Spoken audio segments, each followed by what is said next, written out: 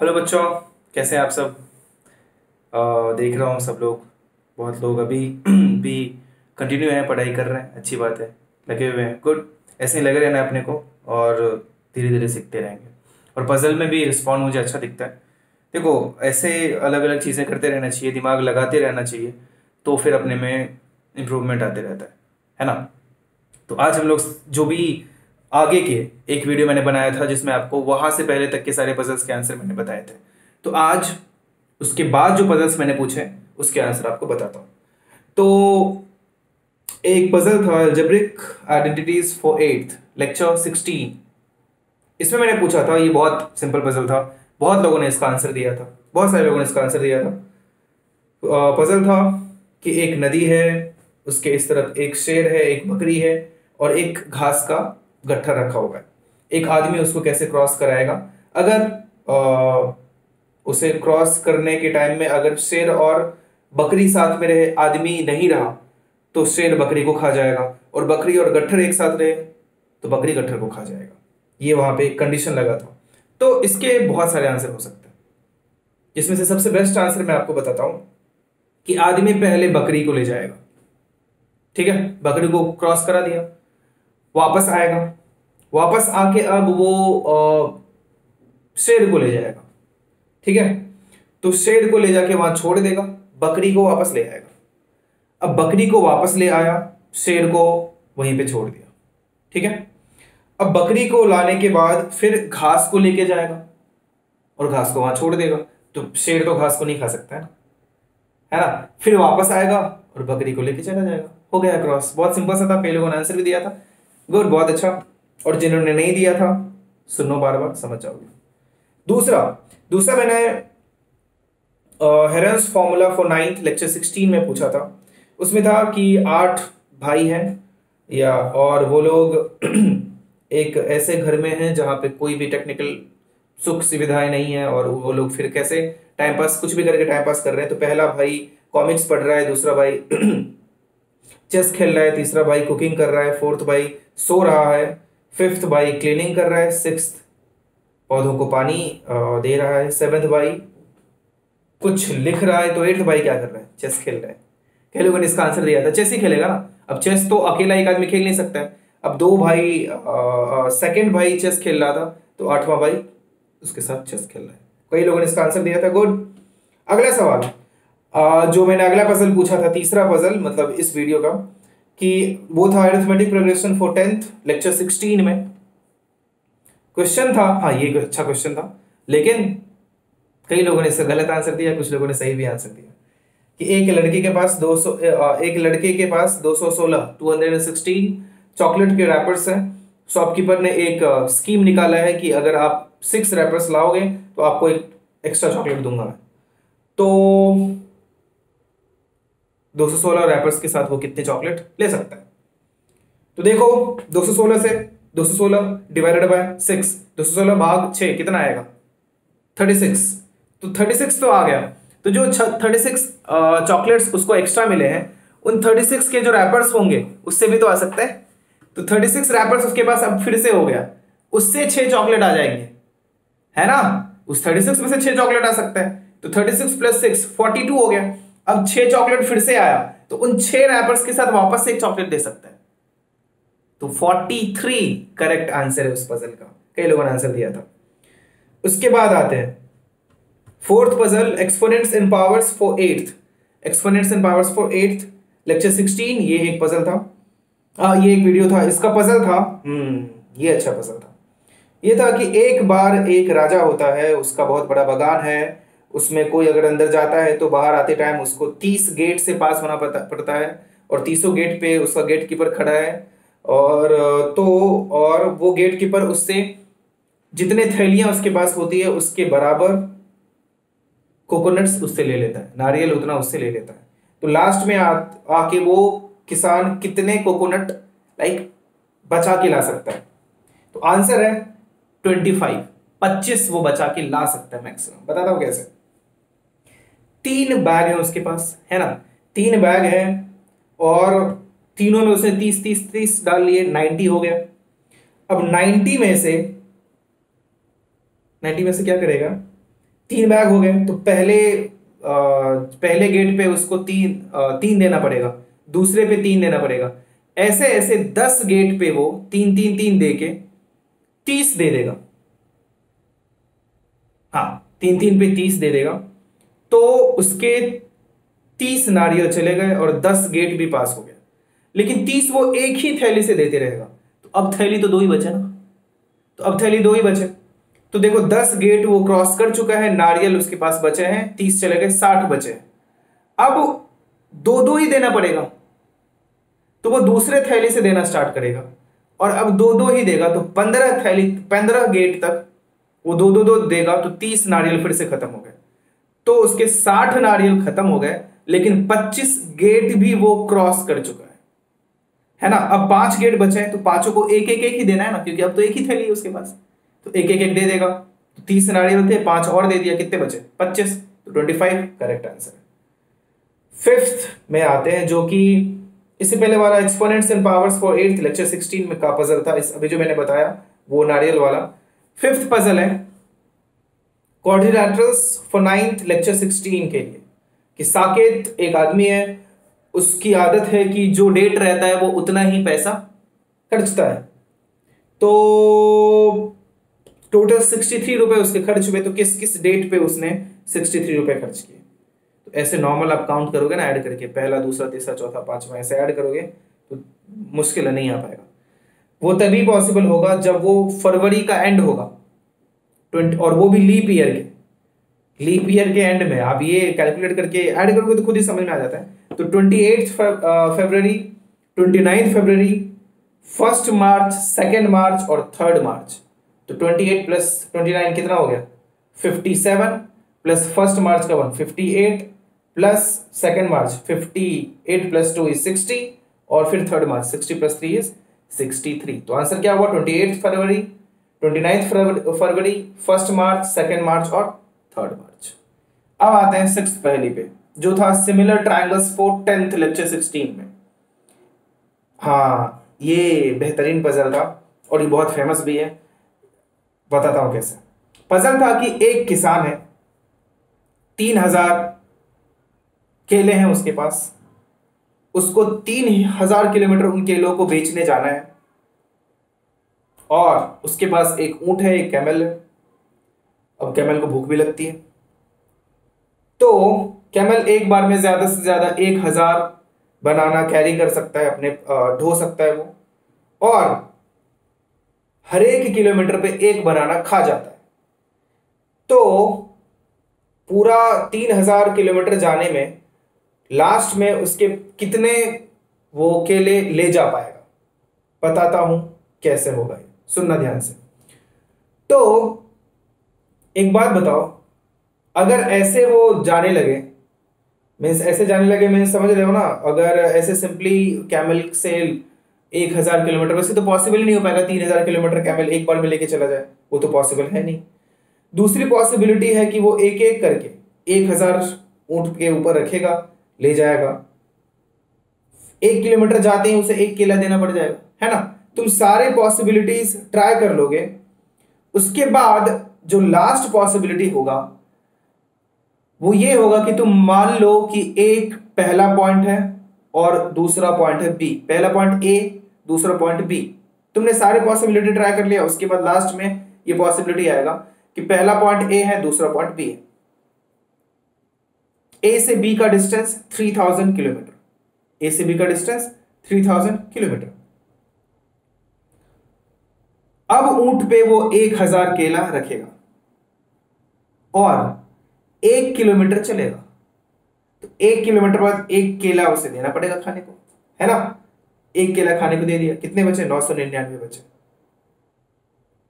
अब 1 किलोमीटर से वो वापस आएगा पॉइंट ए पे, ए उसका स्टार्टिंग पॉइंट था, पॉइंट ए पे वापस आएगा, और वहां से जब वो आने लगेगा तो एक केला जो 999 उसने रखा था उसमें से एक केला निकाल लेगा, ताकि वापस आने टाइम वो एक केला उसको फिर से तो खिलाना पड़ेगा ना। 1 किलोमीटर चला ऊंट तो वापस आने टाइम, तो 1 किलोमीटर चलने में अभी तक 998 केला वहां पे रखा है। 1 किलोमीटर ए से जाने टाइम 1 केला खर्चा हुआ था, और वहां से 1 केला निकाला, वापस आने टाइम लगा। फिर 1000 उठाया, फिर से 1 किलोमीटर चला, वहां पे 1000 केला रखा, और आने टाइम 1 केला वापस से खर्चा लगा ना, तो 999 रखा। लेकिन फिर से 1 केला निकाला, क्योंकि फिर से वापस जाना पड़ेगा। तो 998 998 2 बार हो चुका है, और खर्चा कितना हो चुका है? 4 केले का खर्चा हो चुका है। ठीक है, फिर वो वापस आने टाइम आ चुका है, फिर वो 1000 केला उठाएगा और ले जाएगा, तो 1 केला ही अब खर्चा होगा, क्योंकि फिर से वापस तो नहीं आना है ना। सोच के देखना। तो 1 किलोमीटर आने में उसको 998 998 और 999 इतना केला ले लाया, और टोटल 1 किलोमीटर आने में उसको 5 केले का खर्चा लगा, है ना। 1 किलोमीटर आने में कितना खर्चा लगा? 5 केले का खर्चा उसको लग चुका है। ठीक है, अब ऐसे ही करते करते 5 केले का खर्चा करते करते जब वो 200 किलोमीटर चल लेगा, समझना ध्यान से, जब 200 किलोमीटर चल लेगा तो 1000 केला उसका खत्म हो जाएगा, और 200 किलोमीटर भी चल लिया। ऐसे करके उसे 3 बार ऐसे जाना आना पड़ेगा। तो 200 किलोमीटर चलने के बाद 1000 केले उसके खत्म हो चुके हैं। ठीक है, फिर क्या होगा देखो। लेकिन अब 1000 केला भी तो कम हो गया। अब ऊंट को 3 बार नहीं ले जाना पड़ेगा, 2 बार ही जाना आना पड़ेगा। तो 1000 किलोमीटर खत्म होने के बाद फिर वहां से 1000 केला वापस से जब ले जाएगा ऊंट, तो 1 केला खाएगा 1 किलोमीटर जाने में। तो 1 किलोमीटर जाने के बाद वापस से पहला जो 1000 केले का उसके पास जो गट्ठर होगा उसको रखेगा, 1 केला लेके ऊंट को खिलाएगा, फिर से 1 केला लेगा ताकि वो वापस आ पाए, और दूसरा गट्ठर ले जाएगा, है ना, दूसरा गट्ठर ले जाएगा, और दूसरा गट्ठर ले जाने टाइम 1 केला लगेगा। मतलब कि टोटल 3 ही केले लगे ना, कि वहां से 1 किलोमीटर गया एक खा के, फिर आया एक खा के, फिर गया एक खा के, 2 ही गट्ठर था इसके बाद, तो अब 3 ही केले लगेंगे। तो 3 केले उसको लगे। ठीक है, तो अब 3 केले खर्चा करते करते 3 केले खर्चा करते करते अब वो कितना किलोमीटर चला जाएगा? सोचो, 1000 किलोमीटर वापस जाएगा, सॉरी 1000 केले खर्चा करने के लिए उसको 333 किलोमीटर लगभग चला जाएगा, है ना। 333 किलोमीटर लगभग नहीं, 333 किलोमीटर चलो चला गया, है ना। अब तो उसके पास कितने बचे? पहले 200 गया था, अभी 333 गया, 533 केले बचे, सॉरी 533 किलोमीटर जा चुका है। केले उसके पास 1000 बचे, केले उसके पास 1000 बचे। ठीक है, ओके। उसके बाद अब वापस से उसके पास 1000 बचे हैं, तो बस हर किलोमीटर पे 1 केला खत्म होते रहेगा, है ना। हर किलोमीटर पे 1 केला अब खत्म होता रहेगा। तो अब क्योंकि वापस तो आना ही नहीं है, क्योंकि 1000 केला तो ऊंट आराम से ढो सकता है ना। तो अब वो 533 किलोमीटर जा चुका था, तो आगे जो बचा था कितना? 466 ना, 466 बचा था। तो 466 किलोमीटर वो नहीं, हाँ, तो बाकी 1 मिनट, 333 प्लस 200 533 हो गया। तो 533 से बचा कितना? बाकी किलोमीटर कितने बचे? जितने बचा 1000 किलोमीटर से 533 सब्ट्रैक्ट करो तो कितना हो जाता है? 67, है ना, 467 हो जाता है। तो 467 किलोमीटर जाने में उसको 467 केला खर्चा लगेगा। तो लास्ट में फाइनली कितने बचेंगे? 533, लगभग 1 केले का और फिर हो रहा है। तो बट आप उतना भी आंसर देते तो मैं समझ जाता। तो आंसर प्रॉपर लगभग कितना हो जाएगा? 533 बनानास वो ले जा सकता है। इसको अच्छे से सोचना, जो मैंने बताया कि पहले 200 किलोमीटर तक 5-5 केले हर एक ट्रिप में उसका खर्चा होगा, हर एक किलोमीटर जाने में 5-5 केले खर्चा होगा। फिर 200 किलोमीटर के बाद हर एक किलोमीटर जाने में उसे 3-3 केले का खर्चा होगा, और उसके बाद हर एक किलोमीटर जाने में 1-1 केले का ही खर्चा होगा। तो इस बारे में सोचना, मैंने आपको समझा भी दिया है। आंसर कितना आ जाएगा? 533। ठीक है, तो ये हो गया। अगला पजल क्या था? अगला पजल था percentage and its application for 8th lecture 17। था कि एक नदी के किनारे आपको 1 लीटर पानी चाहिए, अनलिमिटेड पानी है आपके पास। बॉटल है एक 5 लीटर का, एक 3 लीटर का। कैसे भरोगे? बहुत सिंपल है, कई लोगों ने आंसर भी दिया था। 3 लीटर से पानी निकालूंगा, 5 लीटर वाले में डालूंगा। ठीक है, अब 5 लीटर वाला कितना, 3 लीटर फुल हो गया, 3 लीटर बचा है ना, उसमें 2 लीटर और जा सकता है, तो फिर से 3 लीटर से भरूंगा, उसमें डालना चालू करूंगा। जैसे ही 5 लीटर वाला फुल हो जाएगा तो 3 लीटर में कितना बचेगा, 1 ही लीटर बचेगा। सिंपल सा था। कई लोगों ने आंसर भी दिया था, लेकिन बाकी लोगों को भी देना चाहिए। सब लोग पार्टिसिपेट भी करो, कई लोग पार्टिसिपेट अभी भी नहीं कर रहे, वीडियो देखते हैं लेकिन पार्टिसिपेट करने का गलत भी आंसर दो, देखो मैं थोड़ी खा जाऊंगा तुम्हें, गलत ही आंसर दो लेकिन दो। तो इसका आंसर क्या हो गया कि 2 बार 3-3 लीटर भर के डालेंगे तो सेकंड टाइम 3 लीटर में जो बचेगा वो 1 लीटर होगा। अगला पजल था quadrilaterals midpoint theorem for 9th lecture 17 कि एक चेस बोर्ड में कितने स्क्वायर होते हैं। ये बहुत ही अच्छा क्वेश्चन था, कई लोगों ने आंसर भी दिया। मुझे थोड़ा सा डाउट आया कि तुमने कैसे आंसर दिया, थोड़ा सा डाउट आया मुझे, क्या यूज किया तुमने, क्या कॉन्सेप्ट यूज किया।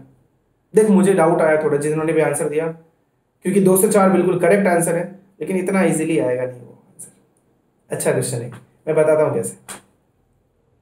थोड़े ऐसे दिखा के बताने थोड़ा सा मुश्किल होगा, लेकिन फिर भी सोचने का ट्राई करो कि मान लो एक चेस बोर्ड है, तो चेस बोर्ड में मैं ऐसा मान लेता हूँ, ट्राई करना समझने का, कि हर एक जैसे 8 होते हैं ना, 8 बॉक्सेस होते हैं, तो पहले बॉक्स का मैंने बोल दिया कि पहले बॉक्स का लेंथ या साइड लेंथ, स्क्वायर ही है ना सबसे छोटा, तो एक स्क्वायर का साइड लेंथ मैंने बोल दिया 1 यूनिट है, या 1 सेंटीमीटर जो भी तुम ले लो 1 यूनिट है। तो 8 का कितना हो जाएगा, 8 यूनिट हो जाएगा, है ना। 8 जो होगा तो 8 गुना 8 का मैंने बोल दिया, तो एक तो 1 सेंटीमीटर लेंथ का, 1 सेंटीमीटर लेंथ के कितने हो गए, 8 हो गए, इधर भी 8 हो गए, इधर भी है, तो 8 गुना 8 कितना हो गया, 64। तो 64 स्क्वायर्स तो 1 यूनिट लेंथ का हो गया, है ना, मतलब 8 स्क्वायर हो गया 1 यूनिट लेंथ का स्क्वायर। अब 2 सेंटीमीटर लेंथ के स्क्वायर्स भी तो होंगे, कई लोगों ने आंसर 64 ही दे दिया था, उनके लिए है ये कि 2 सेंटीमीटर लेंथ के भी तो स्क्वायर होंगे, तो 2 सेंटीमीटर के कितने होंगे, काउंट करना, पहला दूसरा, दूसरा तीसरा, तीसरा चौथा, समझ रहे हो ना, पहला दूसरा मिलके 2 सेंटीमीटर हो गया, दूसरा तीसरा मिलके 2 सेंटीमीटर हो गया, तीसरा चौथा मिलके 2 सेंटीमीटर हो गया, चौथा पांचवा मिलके 2 सेंटीमीटर हो गया, है ना, पांचवा छठा मिलके 2 सेंटीमीटर, छठा सातवां मिलके 2 सेंटीमीटर, और सातवां आठवां मिलके 2 सेंटीमीटर। तो इस तरह से 2 सेंटीमीटर लेंथ के 7 स्क्वायर बनेंगे ऐसे, और 7 बनेंगे ऐसे, कितने हो गए, 7 स्क्वायर हो गए।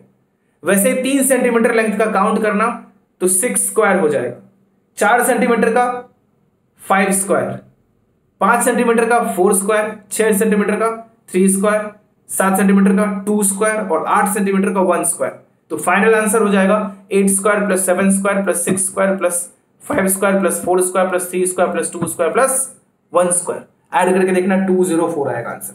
ठीक है, बहुत इजी था, नहीं था इजी, लेकिन कई लोगों ने आंसर दिया, डाउट है मुझे। ठीक है, आगे बढ़ते हैं। सिमिलर ट्रायंगल लेक्चर 17 में एक पजल था कि एक क्यूबॉइड के अगर 2 वर्टेक्स को काट दूं, शीर्ष को मैं काट दूं, तो कितने एंगल्स बनेंगे। एक को काटोगे तो 3 एंगल बन गए ना। इसका किसी ने आंसर नहीं दिया, मुझे थोड़ा सा अचंभित करने वाला था कि इसका आंसर क्यों नहीं दिया तुमने। तो एक एज को, एक वर्टेक्स को काटोगे तो 3 एंगल बने, दूसरे को काटोगे तो 3 एंगल बने। काट के सोचो, काट दिया तो वहां पे 3 एंगल बन गए ना। तो 3 3 6, और बाकी उसी साइड 2, 6 2 8, और नीचे 4 8 4 12, 12 एंगल्स बन गए, है ना। काटने के बाद 12 एंगल बन गए। सिंपल था, इसमें कुछ और अलग ट्रिक नहीं था, आपको सोचना चाहिए था। ठीक है, तो सिमिलर ट्रायंगल्स में ये हो गया। अब आगे बढ़ते हैं। Clock test for all competitive exams के लिए क्वेश्चन था कि in 24 hours how many times angle between minute and hour hand will be 90 degree. Answer is 44। कई लोगों ने आंसर दिया था, ये क्वेश्चन मैंने पहले भी पूछा आप लोगों से जब मैं आप लोगों से मिला था। तो आंसर 44 कैसे, बहुत ही अच्छा क्वेश्चन है, ट्रिकी क्वेश्चन है। तो देखो कैसे इसका आंसर आएगा। एक बात बताओ, 12 बज के कुछ मिनट पे, लगभग 16-17 मिनट पे एक 90 बनेगा, और 12 बज के इधर भी जब लगभग 50 मिनट हो रहा होगा तो आप घड़ी लेके चेक भी करना। एक तो 12 बज के इधर कुछ 15-16 मिनट पे एक 90 बनेगा, और एक 12 बज के उधर कहीं 45 मिनट्स पे एक और 90 बनेगा। मतलब 12 बज के कुछ मिनट पे 2 बार 90 बनेगा, फिर 1 बज के कुछ पे 2 बार 90 बनेगा, है ना। फिर 2 बज के कुछ मिनट पे 2 बार 90 नहीं बनेगा, 2 बज के कुछ मिनट पे 1 बार 90 बनेगा, क्योंकि एग्जैक्टली 3 बजे 90 डिग्री एंगल हो जाता है। तो 2 से 3 के बीच एक ही बार बनेगा, 2 से 3 के बीच एक ही बार बनेगा। ठीक है, सोच के देखना ये चीज। और 3 बज के कुछ मिनट पे वापस 2 बार बनेगा। ठीक है, तो एक यहां पे कम, मतलब हर 1 घंटे में 2 बार बन रहा था, तो 12 घंटे में 24 होना चाहिए था। लेकिन 2 बज के कुछ मिनट पे एक ही बार बनेगा, क्योंकि 2 बज के एंड में, जैसे एक बार स्टार्टिंग में बजता है, एक बार लास्ट में बनता है, एक बार स्टार्टिंग में 90 डिग्री होता है, एक बार एंड में 90 डिग्री होता है। तो लेकिन 2 बज के स्टार्टिंग में तो हो जाएगा, लेकिन एंड में क्या हो जाएगा?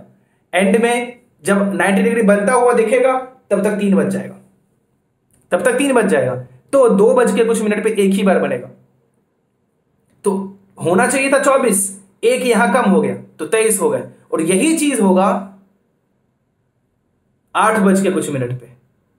8 बज के स्टार्टिंग में कुछ 90 होगा, लेकिन एंड में जब 8 बज के लास्ट में जब 90 बनता हुआ रहे, 90 डिग्री बनते बनते 9 बज जाएगा, तो 8 बज के कुछ मिनट पे भी एक ही बार बनेगा, तो 2 बार कम हो गए। तो हर एक 12 घंटे में 24 बार 90 डिग्री होना चाहिए था, लेकिन क्योंकि 2 बजे और 8 बजे क्या हो गया, कमी आ गई एक एक की, तो 22 बार, तो 12 घंटे में 22 बार, तो 24 घंटे में 44 बार। 44 करेक्ट आंसर है। ठीक है, गुड, 2-3 लोगों ने आंसर दिया था। आगे बढ़ते हैं, profit and loss for 8 lecture 18। कोई नहीं दिया था इसका आंसर, किसी ने इसका आंसर नहीं दिया। बहुत ट्रिकी क्वेश्चन था ये, अच्छा क्वेश्चन था ये। तुम लोग पहले क्वेश्चन निकाल लो तो ये समझ में आएगा। 1 2, मतलब कि इसमें देखना था कि लास्ट वाला नंबर क्या होगा। 1 2 1 1 1 1 1 2 2 1 3 1 2 2 1 1 1 3 1 1 2 2 2 1 और 1 1 1 3 2 1 3 2 1 1। बहुत फेमस क्वेश्चन है और कई कंपटीशन एग्जाम में ये क्वेश्चन पूछा गया है, इस टाइप का क्वेश्चन पूछा गया है। बताता हूं इसको कैसे कर सकते हैं। देखो, अब पहले नंबर को पहले और दूसरे को ध्यान से देखो। तो पहले को देखोगे तो पहले में अगर पढ़ो, पहला नंबर है 1 2 1 1, तो 1 2 1 1 को पढ़ेंगे तो क्या लिखेंगे? 1 कितने बार है? स्टार्टिंग में 1 कितने बार? एक बार है, तो 1 1। 2 कितने बार है? एक बार, तो 1 2 1 1 1 2। और फिर 2 कितने बार है? 2 बार है, तो 2 1। ऐसे पढ़ते हैं ना, कितने बार 3 है? तो 3 1, ऐसे बोल देते हैं ना। तो ये वही हो गया, 1 2 1 1 को एक बार है तो 1 1 बोल दिया, 2 एक बार है तो 1 2 बोल दिया, फिर 1 2 बार है तो 2 1 बोल दिया। तो देखो दूसरा नंबर आ गया, क्या आ गया? 1 1 1 2 2 1। और फिर ये जो दूसरा नंबर आया है उसको भी ऐसे ही पढ़ा कि 3 बार 1 था तो 3 1, फिर 2 बार 2 था तो 2 2, फिर एक बार 1 था तो 1 1।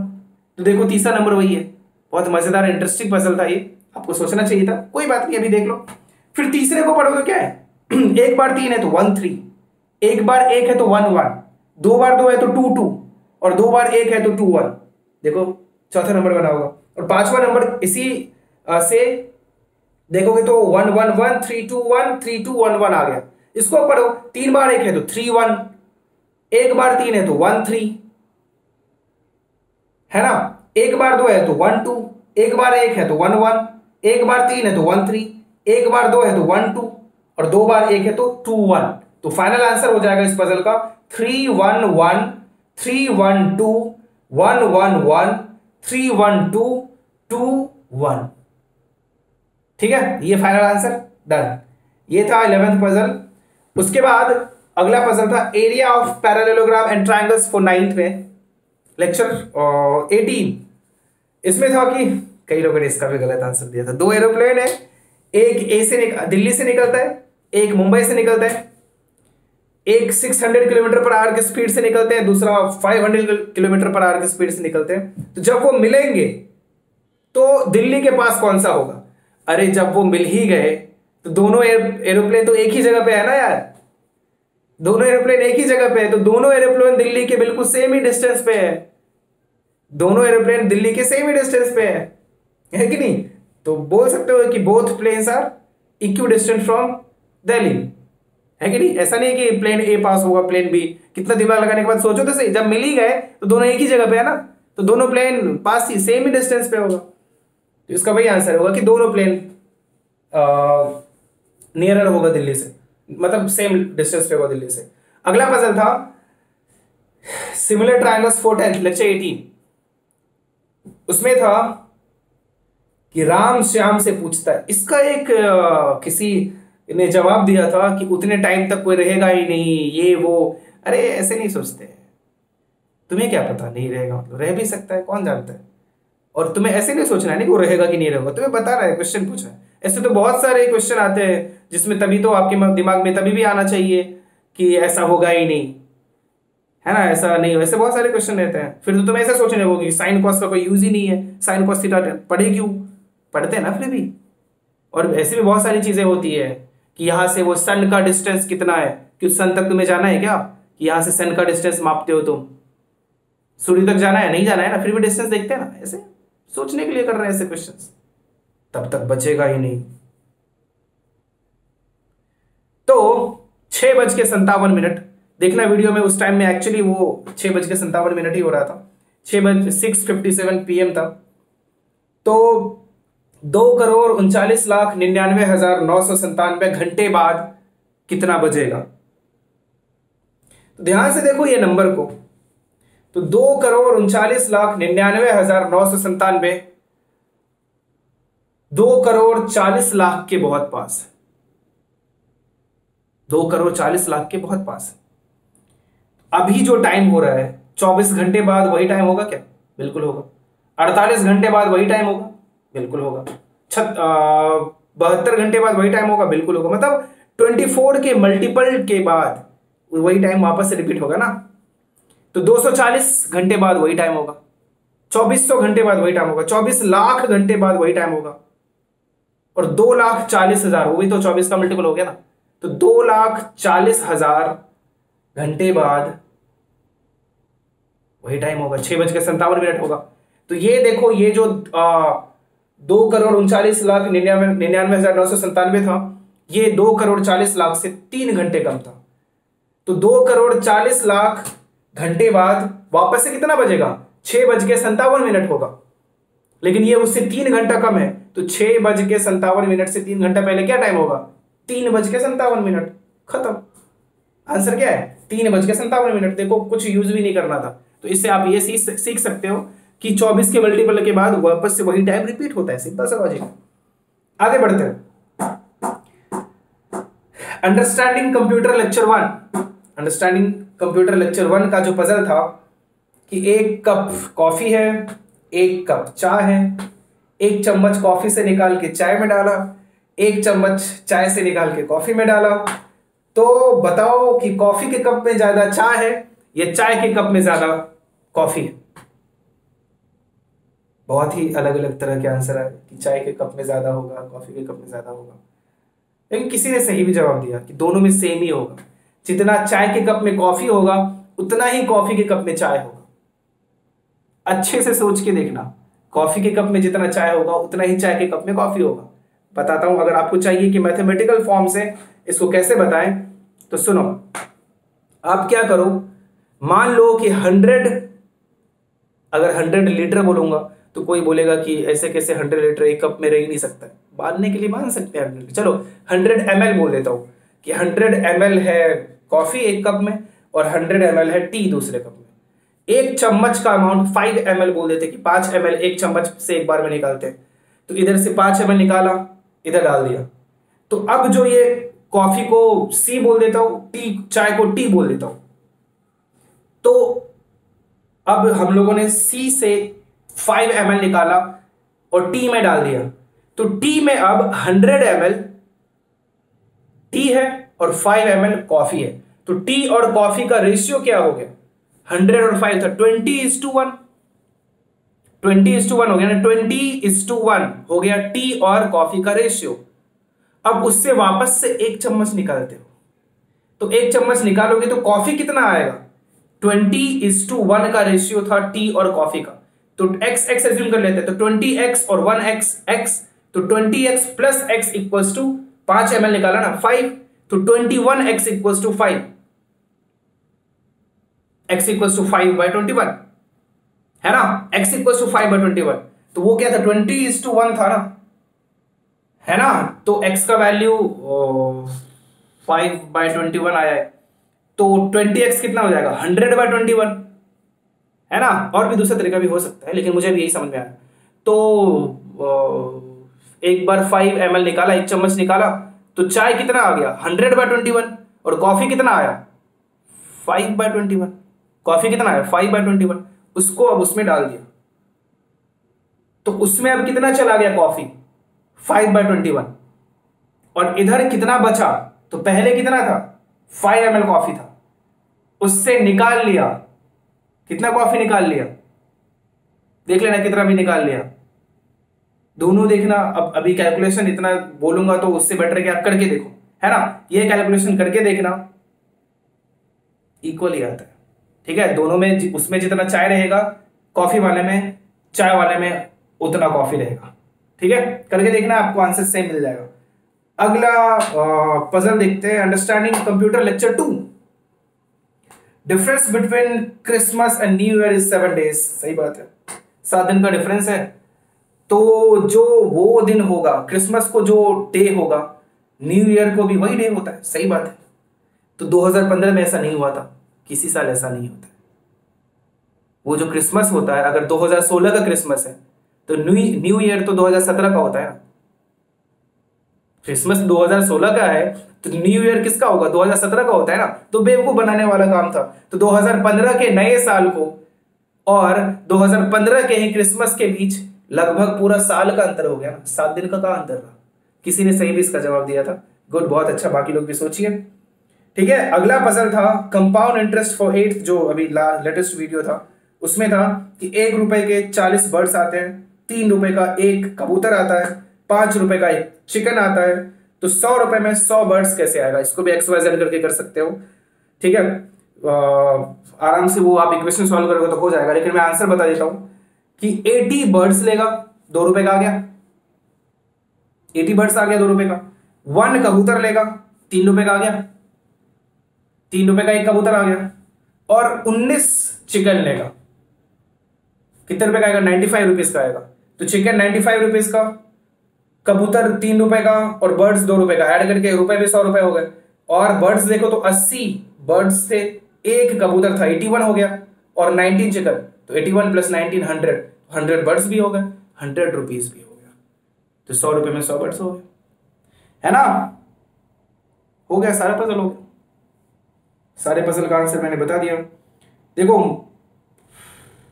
सब लोग इंटरेस्ट लो, मजा आता है, अच्छा लगता है। ऐसे इससे आपको दिमाग चलाना सीखते हो, आप कैसे दिमाग का यूज करते हैं वो सब सीखोगे, अच्छा लगता है। और जो लोग अभी भी इंटरेस्ट नहीं ले रहे हो, क्या जाता है, अपना जाता क्या है, आराम से वीडियो देखो। पजल कई कई 1-2 तो ऐसे भी स्टूडेंट है, नाम नहीं बोलूंगा, समझदार हो, समझ जाओगे, कि जैसे ही वीडियो अपलोड होता है 2 से 3 मिनट के अंदर उसका आंसर आ जाता है कमेंट बॉक्स में।